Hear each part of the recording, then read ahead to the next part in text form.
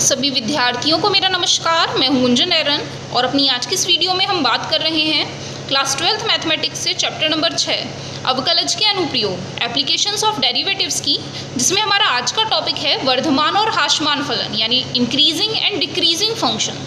सबसे पहले हम बात करेंगे इसके इंट्रोडक्शन की। ये वर्धमान और ह्रासमान फलन होते क्या हैं, इनकी पहचान हम कैसे करते हैं, फिर साथ ही हम पढ़ेंगे इनसे रिलेटेड कुछ क्वेश्चनों की कि दिए गए क्वेश्चन में आपको फलन को कैसे वर्धमान और कैसे ह्रासमान सिद्ध करके बताना है। तो सबसे पहले बात करें डेफिनेशन की।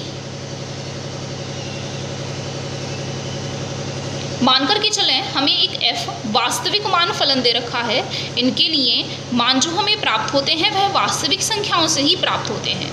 मानकर के चलें यह वास्तविक मान फलन f, इसके प्रांत में हमें एक अंतराल दे रखा है i जो कि बिलोंग करता है रियल नंबर से। रियल नंबर का कोई पार्ट हो सकता है या फिर हमें कोई रियल नंबर का ही सबसेट दे रखा है।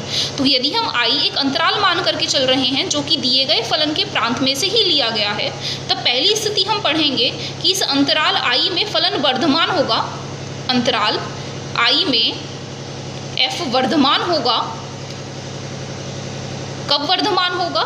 यदि हम दो मान x1 और x2 इस अंतराल में से लेते हैं और इस तरीके से लेते हैं कि x1 का मान x2 से छोटा है। यदि x1 का मान x2 से छोटा है तब हम इन दोनों बिंदुओं पर यदि फलन का मान निकाल रहे हैं तो उनमें भी यही संबंध मिल रहा है, fx1 का मान fx2 से छोटा मिल रहा है। यदि हम x1 का मान छोटा ले रहे हैं तो फलन का मान भी हमें उस बिंदु पर छोटा ही मिल रहा है। या हम कहें जैसे जैसे हम फलन का मान बढ़ा रहे हैं, जैसे जैसे हम बिंदु का मान बढ़ा रहे हैं, वैसे वैसे फलन का मान भी हमें बढ़ते हुए मिल रहा है। x के मान में वृद्धि करने पर फलन के मान में भी वृद्धि हो रही हो तो दिया गया फलन दिए गए अंतराल में वर्धमान कहा जाएगा। यदि इनके ग्राफ की बात करें, यहाँ पर हमें x अक्ष और यहाँ y अक्ष दे रखा है। यह y के ऋणात्मक भाग को और यह x के ऋणात्मक भाग को प्रदर्शित करते हैं। मानकर के चलें x1 और x2 हमें दो वैल्यू दे रखी हैं जो कि दिए गए इंटरवल से बिलोंग करती हैं। तब उनके लिए जो स्थिति है हमें इस प्रकार से मिल रही है कि यदि हम x का मान बढ़ा रहे हैं, प्रारंभ में x का मान इतना था, मानकर चलें बाद में x का मान इतना हो जाता है, तो दोनों ही स्थितियों में जैसे ही हम x का मान बढ़ाएं तो आपको y का मान भी बढ़ते हुए ही मिल रहा हो। प्रारंभ में y का मान इतना है और बाद में हमें y का मान इतना मिल जाता है। x का मान बढ़ाने पर यदि फलन का मान भी बढ़ता है तो दिया गया फलन दिए गए अंतराल में वर्धमान होगा। इसके बाद बात करें दूसरी स्थिति की, ह्रासमान शब्द की बात करें तो फिर से यदि हमें अंतराल i दे रखा है जो कि उनके प्रांत में से ही लिया गया है, तो अंतराल i में दिया गया फलन ह्रासमान होगा, डिक्रीजिंग होगा। डिक्रीज होने का मतलब है फिर से हमने दो बिंदु लिए x1 और x2, जहाँ x1 का मान x2 से छोटा है लेकिन फलन का मान हमें विपरीत मिल रहा है, fx1 का मान बड़ा मिल रहा है fx2 से, जहाँ फिर से x1 और x2 जो हमने बिंदु लिए हैं वो दिए गए अंतराल i में से ही लिए हैं। यहाँ हमने दो बिंदु लिए x1 और x2, यानी कि जैसे जैसे हम x का मान बढ़ा रहे हैं तो फलन का मान घट रहा है। प्रारंभिक बिंदु पर फलन का मान बढ़ा है, जैसे ही हम आगे की तरफ बढ़ते हैं x का मान बढ़ाते हैं तो फलन का मान घट जाता है। फिर से यदि हम इनके लिए ग्राफ की बात करें तो ग्राफ जो है वो डिक्रीजिंग फंक्शन की तरह आएगा। प्रारंभ में x का मान कम था, बाद में ज़्यादा हो जाता है। प्रारंभ में y का मान ज़्यादा था और जैसे ही x का मान बढ़ाया जाता है तो y का मान कम हो जाता है। x का मान बढ़ाने पर फलन का मान कम हो रहा है, इसीलिए दिया गया फलन दिए गए अंतराल में ह्रासमान होगा। इसी के साथ इसमें एक थर्ड केस और बच जाता है। कोई भी अंतराल दे रखा है i फिर से जो कि वास्तविक मान फलन हमने लिया है, उसके प्रांत में से ही लिया गया है, तो अंतराल i में दिया गया फलन अचर होगा। अचर कब होगा कि हम x का मान कुछ भी ले लें, फलन का मान निश्चित ही रहता है। x का मान छोटा लें बड़ा लें, कोई भी बिंदु ले लें, x के प्रत्येक मान के लिए फलन का मान निश्चित ही रहता है, चाहे x का मान दिए गए अंतराल में से कुछ भी ले लें। जहाँ c किसको प्रदर्शित कर रहे हैं, किसी भी कांस्टेंट वैल्यू को रिप्रेजेंट कर रहे हैं, किसी भी अचर मान को प्रदर्शित कर रहे हैं। तो यहाँ आपने डेफिनेशन में तीन पार्ट पढ़े। पहला पार्ट वर्धमान, दूसरा ह्रासमान और तीसरा अचर।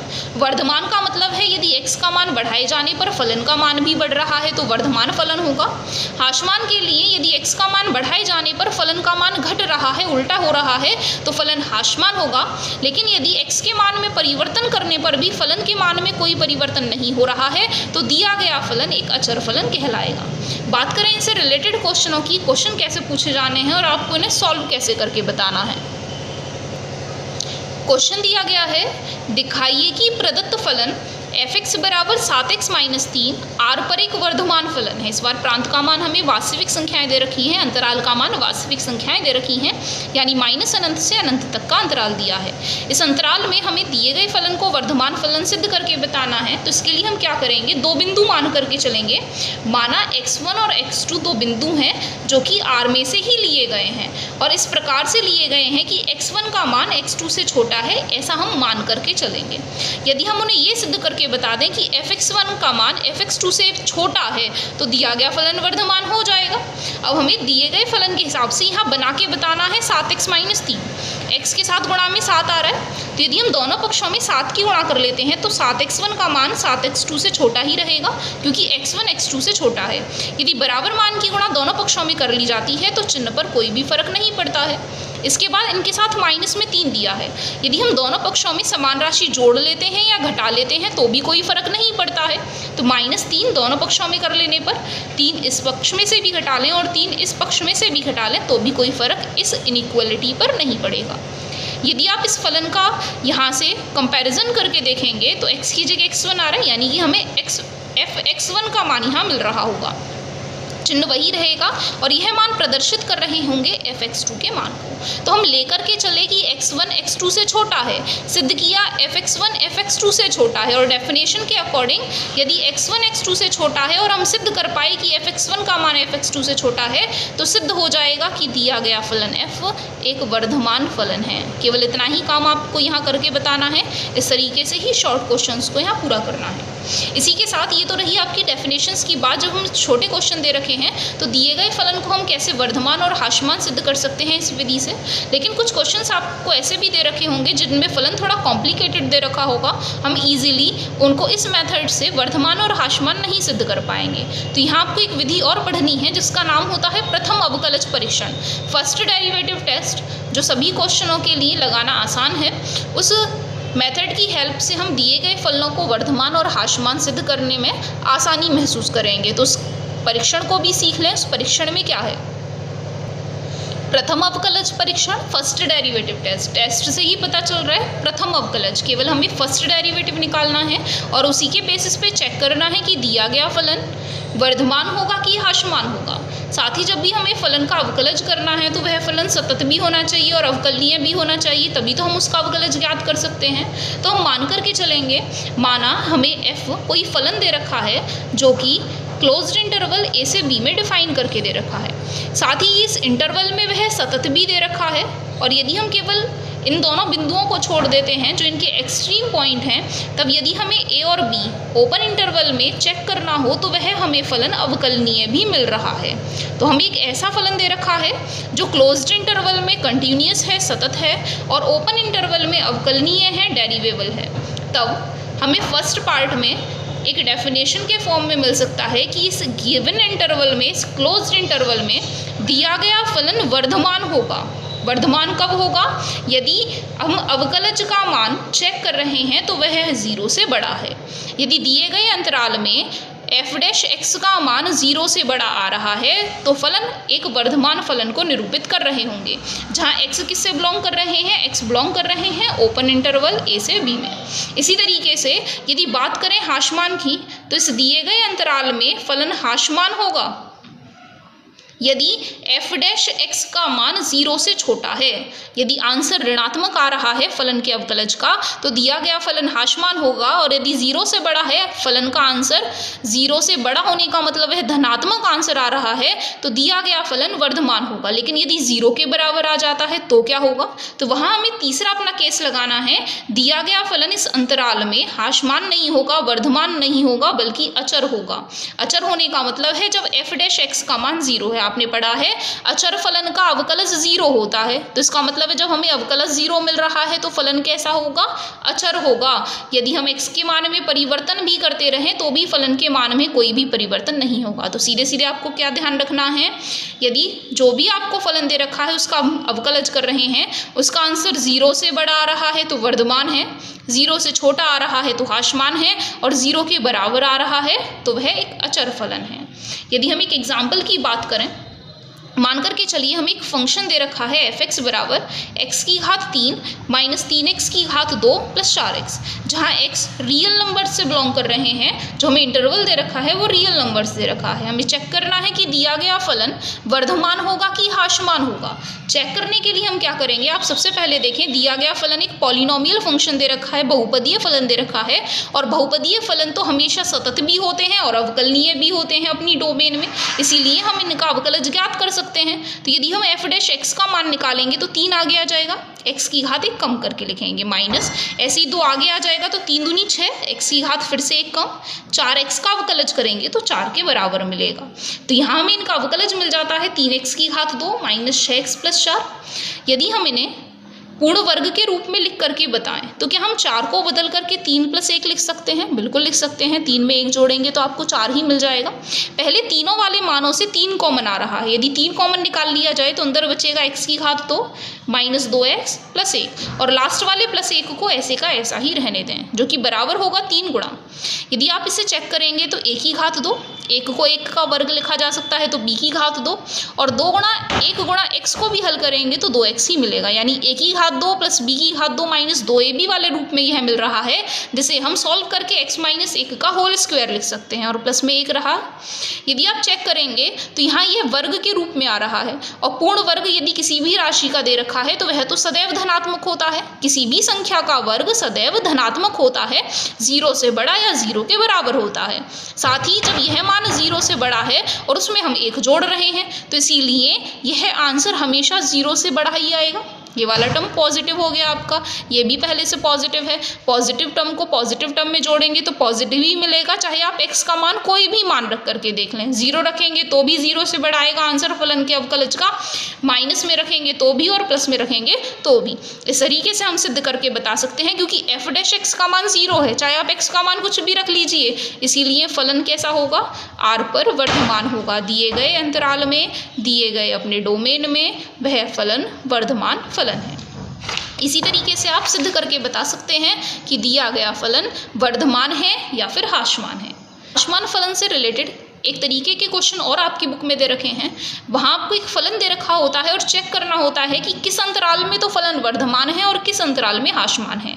इस बार क्वेश्चन में आपको अंतराल नहीं दे रखे होंगे, चेक नहीं करने को दिया जाएगा कि इस अंतराल में चेक कीजिए कि वर्धमान है कि नहीं है या हाशमान है कि नहीं है, बल्कि आपको फलन दे करके वह पूछ रहे होंगे कि वह अंतराल ज्ञात कीजिए जिनमें दिए गए फलन वर्धमान और हाशमान है। तो उस तरीके से भी क्वेश्चन को समझ लेते हैं, उस तरीके के प्रश्नों को आपको कैसे हल करना है।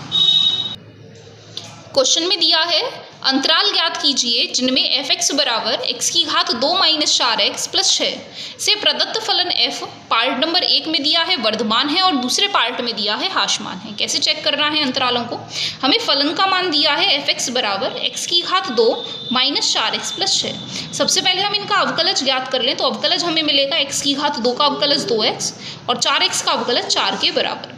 अब आपको यहाँ क्या करना है, इस अवकलज जो हमें प्राप्त हुआ है वह मान उसे हम 0 के बराबर रखेंगे और इस f डैश x को 0 के बराबर रख के x का मान ज्ञात करेंगे। f डैश x का मान है 2x माइनस 4 बराबर 0, यहाँ से मिलेगा 2x बराबर 4 और x का मान आपको मिलेगा 2 के बराबर। अब यहाँ जो हमें फलन दे रखे होंगे वह हमेशा रियल नंबर पर आपको सेटिस्फाई करके दे रखे होंगे, यानी माइनस अनंत से प्लस अनंत पर परिभाषित कर रखे होंगे। यहाँ बीच में हमें f डैश x का मान 0 एक ऐसे पॉइंट पर मिल रहा है जब x का मान 2 के बराबर है। जब x का मान 2 है तब हमें यह फलन 0 के बराबर मिल रहा है, अवकलज का मान 0 के बराबर मिल रहा है। इस एक बिंदु से दी गई संख्या रेखा 2 भागों में बट जाती है, जिनमें पहला भाग होता है माइनस अनंत से 2 और दूसरा भाग होता है 2 से अनंत। इस तरीके से हमें 2 अंतराल प्राप्त हो जाते हैं। अब हमें चेक करना है कि इनमें से किस अंतराल में तो फलन वर्धमान है और किस अंतराल में फलन हाशमान है। तो यहाँ पर यह जो बिंदु हमें प्राप्त हुआ x बराबर 2, वह इस वास्तविक संख्या रेखा को 2 असंयुक्त अंतरालों में बांट देता है। पहला अंतराल माइनस अनंत से 2 और दूसरा 2 से अनंत। अब हमें क्या करना है, सबसे पहली बार में माइनस अनंत से 2 वाले अंतराल में हमें चेक करना है कि फलन के अवकलज का मान धनात्मक होगा कि ऋणात्मक होगा। हमें f डैश x का मान दिया है 2x माइनस 4, अभी हमने जो अवकलज करके निकाला था। यदि इस अंतराल में से हम कोई भी मान अपनी तरफ से लेकर के चलें, माइनस अनंत से 2 के बीच में 1 पड़ रहा है, 0 पड़ रहा है, -1 पड़ रहा है, तो यदि हम 0 रख करके देखें, कोई भी आप बिंदु रख सकते हैं, जरूरी नहीं है 0 ही रखना है। इस अंतराल के बीच में कोई भी बिंदु आप अपनी तरफ से रख के देख सकते हैं। उस बिंदु पर हमें चेक करना है कि इस फलन के अवकलज का मान 0 से छोटा आ रहा है या बड़ा आ रहा है। तो यदि हम अपनी तरफ से बिंदु 0 ले लेते हैं, 0 रखने पर ये पूरा मान 0 हो जाएगा। आंसर हमें मिलेगा -4, जो कि ऋणात्मक चिन्ह में आ रहा है, यानी कि फलन के अवकलज का मान 0 से छोटा होगा। और आपने डेफिनेशन के अकॉर्डिंग पढ़ लिया है, प्रथम अवकलज सिद्धांत में यह पढ़ लिया है कि यदि f' का मान 0 से छोटा है तो फलन कैसा होगा, हाशमान होगा। इसीलिए हमें एक अंतराल का आंसर मिला कि -अनंत से 2 में फलन जो हमें f दे रखा है वह हाशमान होगा। तो जो पार्ट आपसे हाशमान वाला पूछ रहे थे, हाशमान वाले पार्ट का आंसर मिलेगा आपको -अनंत से 2 वाले अंतराल में। इसी तरीके से हम दूसरे वाले अंतराल में चेक करें, 2 से अनंत में यदि चेक करके बताएं तो फिर से हमें f' का मान तो वही पता है 2x - 4। इस बार फिर से इस बिंदु को हम लेकर के चलेंगे इस अंतराल में से जो हमने लिखा है। 2 और अनंत के बीच में यदि हम 3 एक बिंदु रख लेते हैं तो 3 दूनी 6, 6 में से 4 घटाएंगे तो हमें 2 मिलेगा, यानी कि हमें आंसर में इस बार 0 से बड़ा मान मिल रहा है। और आपने पढ़ा जब भी f' का मान 0 से बड़ा मिलता है तो फलन वर्धमान फलन होता है। इसलिए इसका आंसर हम क्या लिख करके बताएंगे कि अंतराल 2 से अनंत में f दिया गया फलन वर्धमान है। तो जब भी आपको वर्धमान वाले पार्ट में वह अंतराल पूछ रहे थे तो उस अंतराल में आप आंसर लिखेंगे 2 से अनंत, और हाशमान वाले पार्ट में अंतराल का मान लिखेंगे -अनंत से 2। इस तरीके से आपका अंतराल निकालने का काम पूरा हो जाता है। इसी विधि से ही आपको अंतराल ज्ञात करने हैं। इसी से रिलेटेड एक क्वेश्चन और समझ लें कैसे अंतरालों को हल करना है यदि फलन थोड़ा और कॉम्प्लिकेटेड दे रखा हो।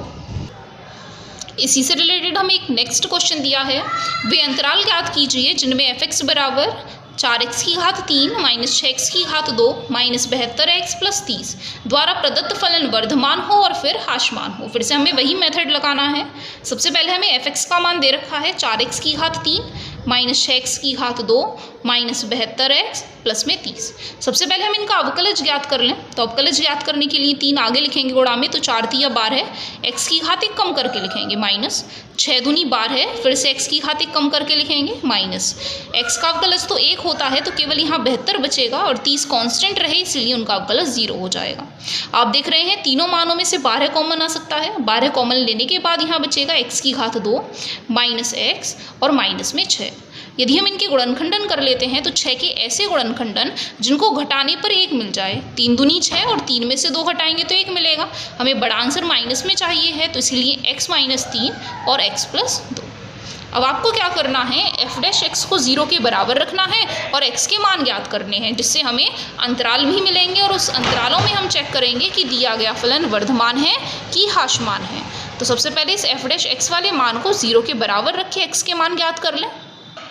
तो f' का मान 0 रखने पर हमें f' का मान जो भी मिला था उसे 0 रख लेने पर 12 तो कभी 0 के बराबर नहीं हो सकता है, तो इन्हें हल करने पर या तो x - 3 का मान 0 मिलेगा या फिर x + 2 का मान 0 मिलेगा। यानी कि या तो x का मान 3 रहा होगा या फिर x का मान -2 के बराबर रहा होगा। फिर से हमें जो वास्तविक संख्याओं वाला अंतराल पता है -अनंत से अनंत, वह इन दोनों बिंदुओं से फिर से बट जाएगा। यदि हम -अनंत से चलना शुरू करें तो पहले बिंदु पड़ेगा -2, फिर उनके बाद बिंदु पड़ेगा 3। इस तरीके से इन दोनों बिंदुओं की मदद से दी गई जो संख्या रेखा है वह 3 भागों में बट जाती है। यह जो बिंदु x बराबर -2 है और x बराबर 3 है वह इस वास्तविक संख्या रेखा को 3 असंयुक्त अंतरालों में बांट देते हैं और वह जो अंतराल हमें प्राप्त हो रहे हैं वह प्राप्त होंगे -अनंत से -2, -2 से 3 और 3 से अनंत। अब इन तीनों अंतरालों में हमें बारी बारी से चेक करना है कि दिया गया फलन वर्धमान होगा कि हाशमान होगा। सबसे पहले हम अंतराल -अनंत से -2 में चेक कर लें। यदि हम इस अंतराल में चेक करेंगे तो f' का मान कितने के बराबर होगा। f' का मान अभी हमें मिला था 12 गुणा x - 3 गुणा x + 2 के। यदि इस अंतराल में से हम कोई भी बिंदु ले लेते हैं, यदि हम -3 ही लेकर के चलें, यदि हम बिंदु रखते हैं -3 यहाँ रखेंगे तो -3 और -3 जोड़ करके आएगा -6 और गुणा में 12 तो आगे चल ही रहा है। यहाँ -3 रखेंगे तो -3 में 2 जोड़ लेने पर आंसर मिलेगा -1 और माइनस की गुणा करने पर चिन्ह हमेशा धनात्मक ही आएगा, यानी कि आंसर 0 से बड़ा आएगा। और आपने पढ़ा जब भी f' का मान 0 से बड़ा होता है तो फलन कैसा होगा, वर्धमान होगा, यानी इस अंतराल में दिया गया फलन वर्धमान फलन होगा। इसके बाद दूसरे अंतराल को लेके चलें -2 से 3 में। फिर से हमें f' के चिन्ह को चेक करना है। -2 से 3 के बीच में यदि हम सरल सा मान 0 ले लेते हैं, 0 यहाँ रख के देखेंगे तो 0 रखने पर यहाँ मिलेगा -3 और गुणा में 0 रखने पर यहाँ मिलेगा 2। एक मान ऋणात्मक है, एक धनात्मक है, गुणा करने पर छोटा मान आएगा, यानी f' का मान 0 से छोटा आएगा। और जब भी मान 0 से छोटा आएगा तो फलन कैसा होगा? हाशमान। आपकी मर्जी है, कोई भी मान इस f' वाले मान में आप रख सकते हैं और रफ में हल करके देख सकते हैं। आप चाहें तो यहाँ पर भी उन्हें हल करके बता सकते हैं कि इस बिंदु पर फलन का मान 0 से छोटा आया है, अवकलज का मान 0 से छोटा आया है, इसीलिए दिया गया फलन हाशमान फलन होगा। एक लास्ट अंतराल बचा है यहाँ 3 से अनंत में। इस अंतराल में फिर से यदि हम f' के चिन्ह को चेक करें, 3 से अंतराल अनंत के बीच में यदि हम मान 4 ले लेते हैं, 4 लेकर के चलेंगे तो 12 तो है ही है, गुणा में 4 में से 3 घटाएंगे 1 और 4 और 2 को जोड़ लेंगे तो 6। सारे के सारे मान धनात्मक हैं और धनात्मक मानों की गुणा करने पर आंसर भी धनात्मक ही मिलेगा। तो फिर से 3 से अनंत वाले अंतराल में f' का मान 0 से बड़ा है और डेफिनेशन के अकॉर्डिंग दिया गया फलन वर्धमान फलन होगा। इस तरीके से आपको वर्धमान फलन के लिए 2 आंसर मिले हैं, 2 अंतराल मिले, -अनंत से -2 व 3 से अनंत में तो दिया गया फलन वर्धमान होगा और -2 से 3 वाले अंतराल में दिया गया फलन हाशमान होगा। तो आप अपने आंसर में जब वर्धमान वाला पार्ट है उसमें इन दोनों अंतरालों को आंसर में लिख के बताएंगे और हाशमान वाले पार्ट में आप इस अंतराल को अपने आंसर में लिख करके बताएंगे। तो यही मेथड आपका हो जाता है अंतराल ज्ञात करना, जहाँ पर आपको कोई भी फलन दे रखा है उसके वर्धमान के लिए और उसके हाशमान के लिए कौन कौन से अंतराल वहाँ उपस्थित होंगे। इस तरीके से क्वेश्चन कंप्लीट हो जाएगा। साथ ही अपनी आज की इस वीडियो में हम आपको इतना ही पढ़ाएंगे। तो आज के लिए इतना ही, धन्यवाद।